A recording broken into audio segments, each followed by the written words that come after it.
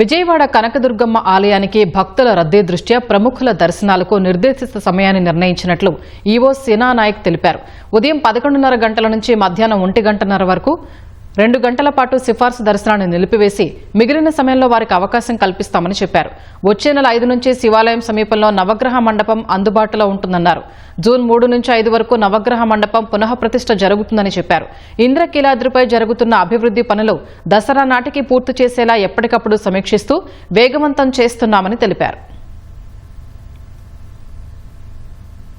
మనకు ప్రతి రోజు అమ్మవారికి మహా నివేదన మరియు శుద్ధి కార్యక్రమం జరుగుతుంది కాబట్టి ఆ క్రమంలో చాలామంది చంటి బిడ్డలతోటి వచ్చిన భక్తులు, వృద్ధులు, వికలాంగులు వాళ్ళు గంటల తరబడి క్యూలో వేచి ఉంటారు.